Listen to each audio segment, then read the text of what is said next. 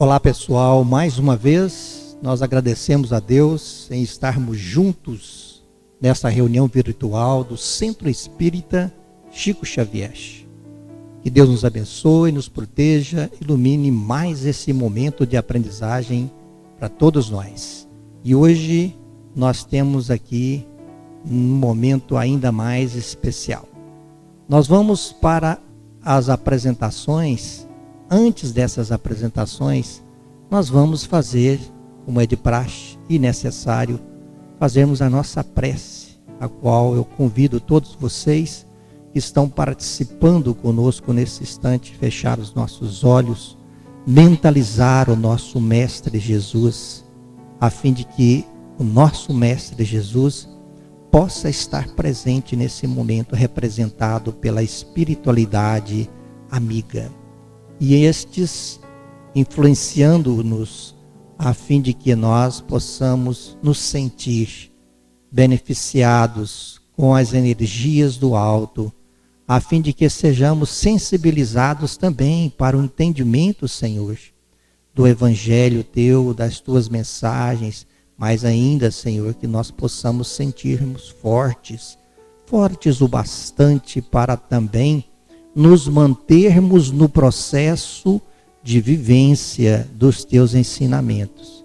Permita então, Senhor, que os Teus emissários, os amigos espirituais, estejam presentes nos amparando nesse instante e debaixo da vossa proteção e também com a Tua permissão, damos por aberta mais este momento de reflexões aqui neste momento, Senhor, que a Tua paz se faça agora e sempre, Senhor.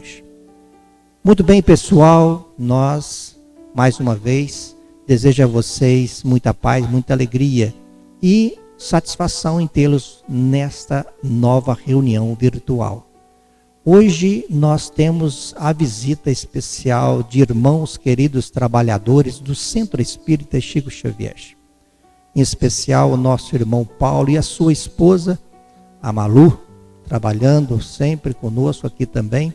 E responsável pela fala de hoje, nós temos o nosso irmão Paulo, que é também, como eu disse, um dos trabalhadores do Centro Espírita Chico Xavier. Nós aqui agradecemos a presença de nossos irmãos e passamos nesse momento a palavra para que o nosso irmão Paulo possa desenvolver as reflexões de hoje. É com você, meu irmão Paulo. Muito bom dia, queridos amigos. É com muita satisfação, com muita simplicidade e vontade de ser útil que aqui estamos presentes. Permitam-me me lembrar um pouco do que é o Espiritismo, né?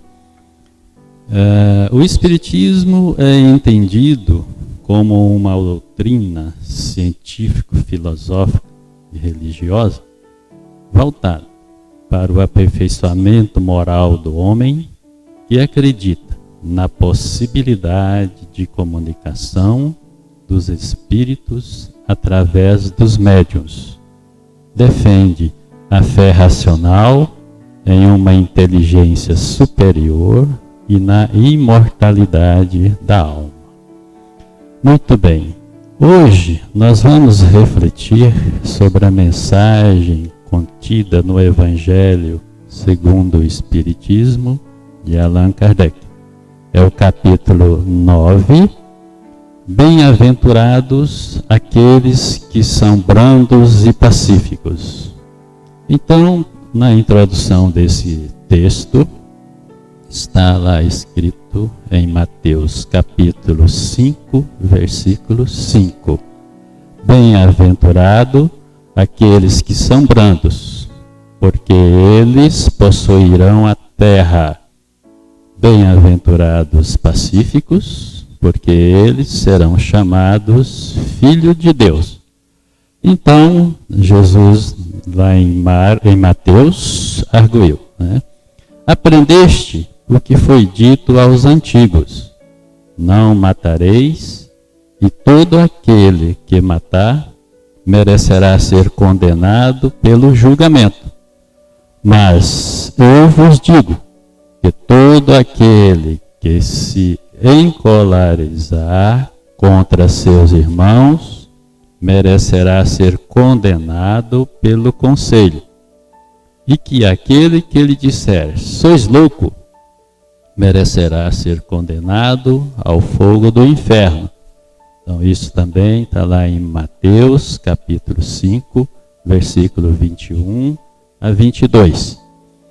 Portanto, meus irmãos, podemos entender que por estas máximas, Jesus faz da doçura, da moderação, da mansuetude, da afabilidade e da paciência uma lei. Condena, por conseguinte, a violência, a cólera e a toda expressão descortês com respeito ao semelhante. É evidente que aqui, como em toda a circunstância, a intenção agrava ou atenua a falta.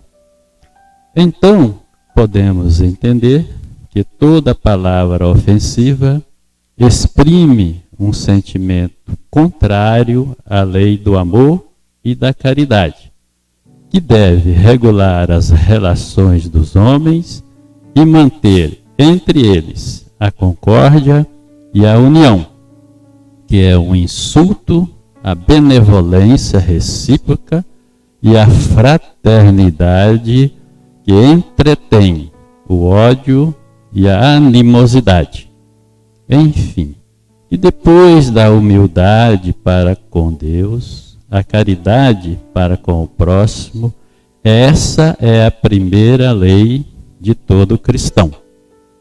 Mas o que diz Jesus por estas palavras? Bem-aventurados aqueles que são brandos, porque eles possuirão a terra. À espera dos bens do céu, o homem tem necessidade dos bens da terra para viver. Somente lhe recomenda não ligar a estes últimos mais importância do que aos primeiros. Quer dizer, não apegar desesperadamente aos bens terrenos, e sim valorizar e cultivar os bens que poderemos conquistar no céu. E os bens do céu, meus irmãos, temos que começar a conquistar hoje. Já não perca mais nem um segundo nesse sentido. Por estas palavras, Jesus quer dizer que até esse dia, quer dizer, até hoje, que isso serve evidentemente para a nossa época, os bens da terra estão assabarcados, quer dizer, monopolizados pelos violentos, em prejuízo dos que são brandos e pacíficos. Que aos brandos e pacíficos, frequentemente, falta o necessário, enquanto que outros têm o supérfluo. Promete que justiça lhe será feita, na terra como no céu, porque são chamados filhos de Deus.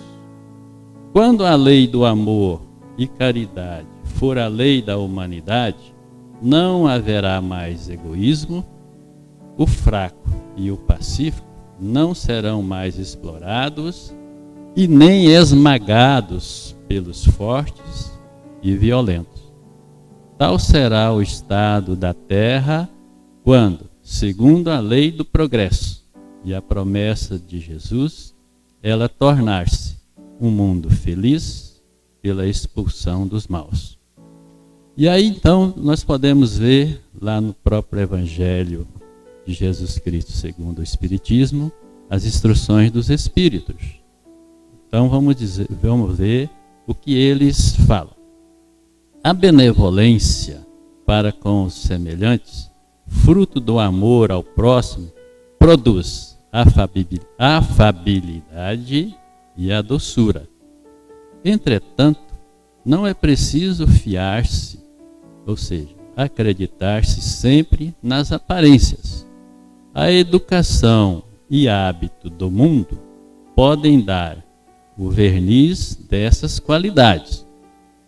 Quantos de nós, cuja fingida bondade não é senão máscara para o exterior, uma roupagem cuja forma premeditada esconde as deformidades ocultas?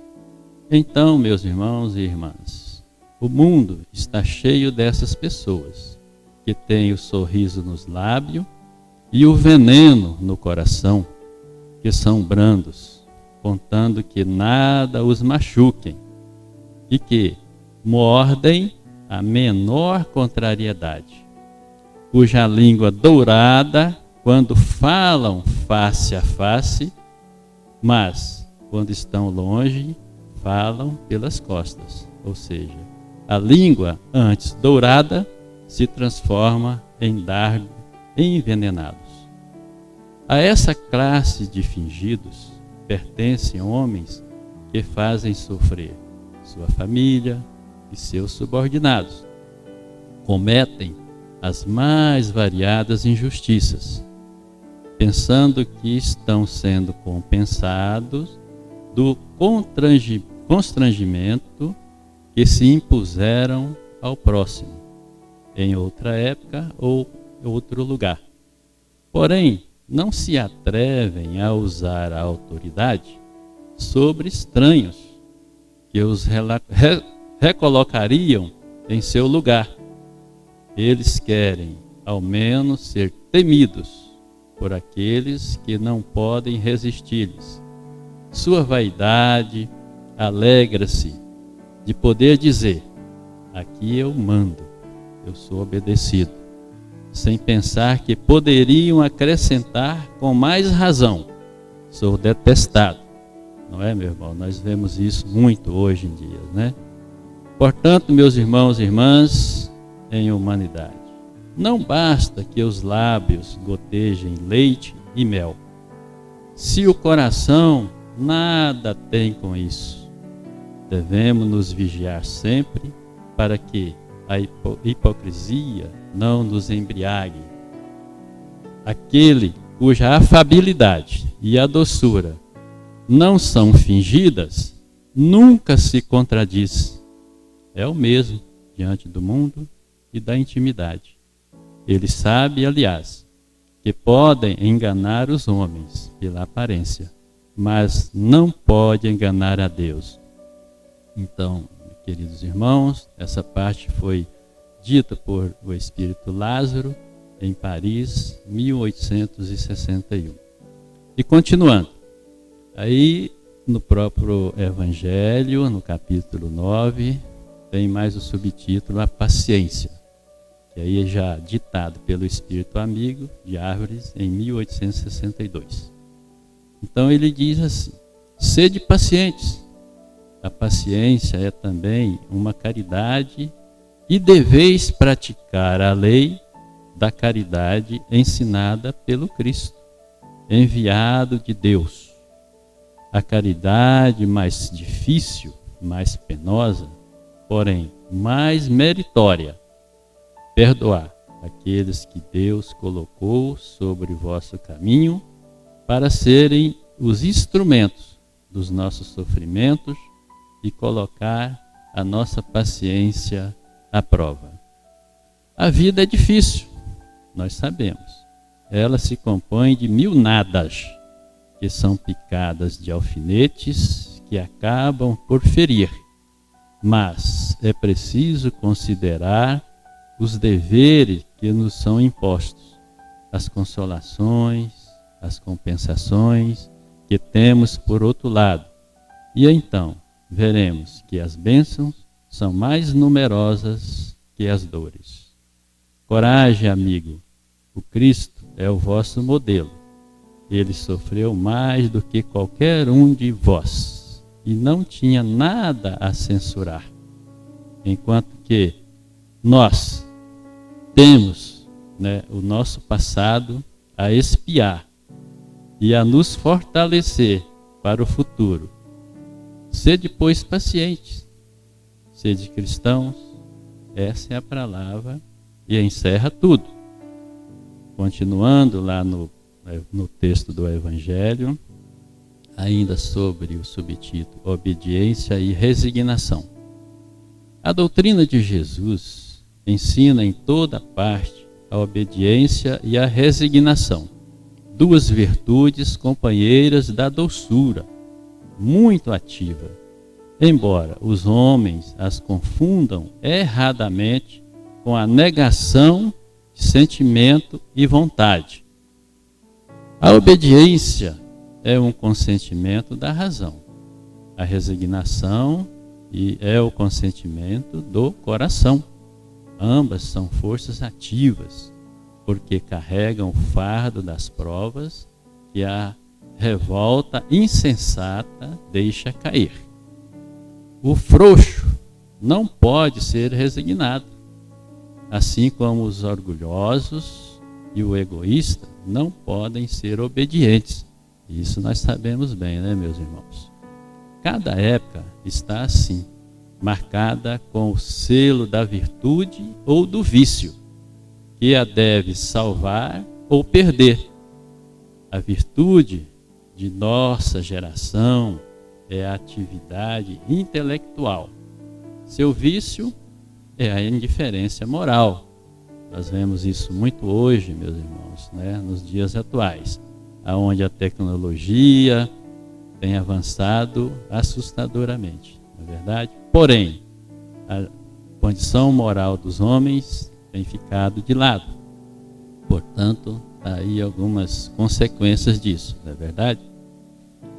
Continuando ainda no subtítulo A Cólera, né, aí o nosso espírito protetor, lá em 1863, já nos ensinava. O orgulho leva a vos crer mais do que sois, a não poder sofrer uma comparação que vos pode rebaixar, a vos considerar a tal modo acima de vossos irmãos, seja como espírito, seja como posição social, seja como superioridade pessoal, que o menos paralelo vos irrita e vos fere. O que ocorre então? Vos entregais à cólera. Em suma, a cólera não exclui certas qualidades do coração, mas impede de fazer muito bem e pode levar a fazer muito mal. Isso deve bastar para fazermos esforços para dominá-la. O corpo não dá cólera àquele que não a tem, como não dá os outros vícios. Todas as virtudes e todos os vícios são inerentes do espírito. Sem isso, onde estariam o mérito e a responsabilidade? O homem que é disforme não pode se tornar direito, porque o espírito nada tem com isso, mas pode modificar o que é do espírito quando tem uma vontade firme. A experiência não vos prova, homens, até onde pode ir o poder da vontade, pelas transformações verdadeiramente miraculosas que vedes se operar? Então dizei-vos, pois, que o homem não permanece vicioso, senão porque quer permanecer vicioso. Ceder às más tendências, praticar injustiça, praticar a fingida bondade, etc. Mas aquele que quer se corrigir, sempre o pode. De outra forma, a lei do progresso não existiria para o homem. Segundo a ideia muito falsa de que não pode reformar a sua própria natureza, o homem se crê dispensado de se esforçar para corrigir seus defeitos. Então veja bem, meus irmãos, aí temos uma situação de preguiça, vamos dizer assim, né? Não quer se esforçar, dos quais se compraz voluntariamente ou que se exigiriam muita perseverança. É assim que o homem inclinado à cólera se desculpa, quase sempre com seu temperamento. Antes de se considerar culpado, ele reputa a fala ao seu organismo, acusando assim Deus de próprias faltas. Sigamos, pois, as coisas que contribuem para a paz e para a edificação de um para com o outro. Nós podemos ver isso lá em Paulo, carta aos Romanos, capítulo 14, versículo 10. Chegando ao final de nossa reflexão, permita-me citar uma parte do texto da lição 16 do livro de Jesus no Lar. Então lá ele diz, naquelas belas reuniões que ele fazia na casa de Simão Pedro, coisas maravilhosas, né?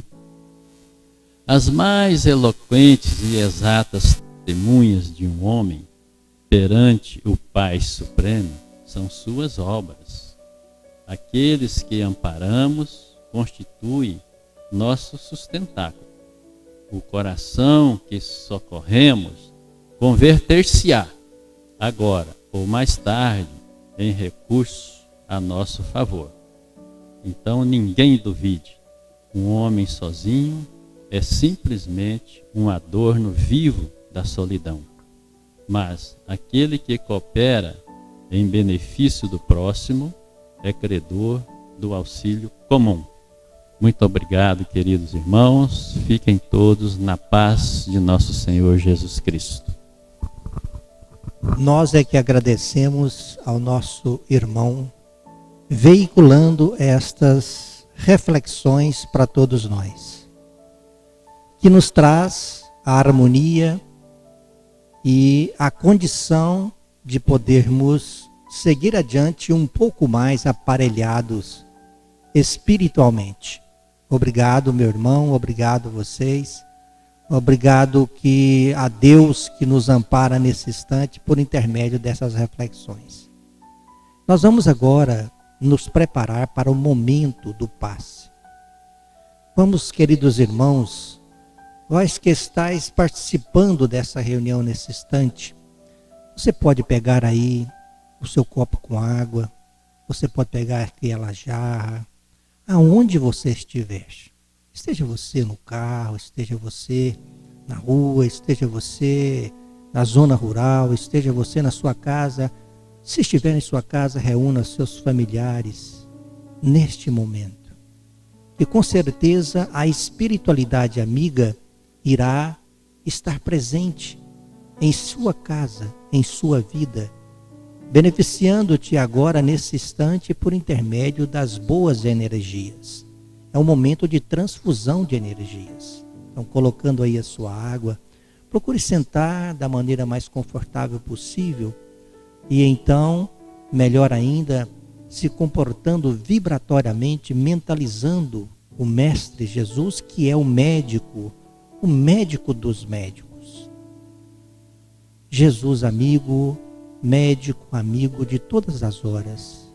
Agradecemos profundamente por mais estas bênçãos recebidas, mas pedimos que as tuas energias, por intermédio da espiritualidade amiga, dos médicos, emissários vossos, possa nesse instante, Senhor, visitar estes lares, estas pessoas, essas energias benéficas, possa penetrar a partir da mente, a partir do centro coronário, a partir do perispírito das pessoas. Essas energias possam visitar todos os órgãos físicos dessas pessoas, dos nossos irmãos, das nossas irmãs, encarnados e desencarnados. E essas energias, especialmente, possa estar entrando em contato com aquele órgão físico que nesse momento, porventura, esteja um pouco fragilizado, um pouco desequilibrado. Que essas energias o reequilibre, possa reativar as suas condições normais. É claro, Senhor, que nós, em primeiro lugar, queremos que a Tua vontade seja feita sempre, que nós possamos receber de acordo com o nosso merecimento. Mas, Senhor, permita que então as condições em nós, no nosso campo de sentimento também, nós estejamos sendo habilitados ainda mais para o perdão, para a compreensão, para a tolerância, para a concórdia, Senhor, dentre aqueles que nós aqui nos relacionamos uns com os outros, Senhor. Que as tuas energias, que a tua bênção também visite aquelas pessoas que no momento ainda nós não conseguimos nos acertar, ainda o ódio, o ressentimento se faz presente, talvez até a perseguição. Mas, Senhor, que o teu amor me habilite para que então essa roda do ressentimento possa parar, que eu possa perdoar, que eu possa angariar o perdão dessa outra pessoa. Senhor, que as pessoas, os meus entes queridos, que no momento se encontram já na dimensão espiritual, receba nesse instante a tua luz, receba o teu amparo por intermédio dos teus emissários. Querendo, é claro, Senhor, que a tua vontade seja feita em primeiro lugar. Obrigado, Senhor, por tudo que acabamos de receber. Obrigado pelo teu evangelho presente, iluminando as nossas mentes. Obrigado pelas instruções que nos vieram intuitivamente, através da tua bondade, do teu amor. E assim, Senhor, nós agradecemos profundamente por este momento de aprendizagem maravilhoso que acabamos de ter. E agradeço a todos vocês, queridos irmãos, participando dessa reunião. Que a tua paz, que nós possamos estarmos juntos novamente em uma próxima oportunidade. Nós possamos nos reunir em torno de momentos como esse. E assim, juntos caminharmos, aprendendo cada vez mais uns com os outros e com a organização divina, fortalecendo cada um de nós. Muito obrigado, fiquem todos vocês em paz, que nós tenhamos um final de semana muito cheio de alegria, paz, alegria no coração, saúde física e saúde espiritual para todos nós. Muito obrigado, que Deus permita que estejamos na próxima semana juntos novamente. Obrigado, meu irmão Paulo, obrigado, minha irmã Malu, pela visita, minha esposa Lúcia, que se encontra aqui presente, participando, e todos vocês outros, em cada um em seus lugares, em suas casas, enfim, que pela internet participam conosco, através também da página do Facebook, do YouTube também. Que Deus os ampare e faça com que essa mensagem chegue até vocês. Muita paz, que Deus abençoe todos vocês.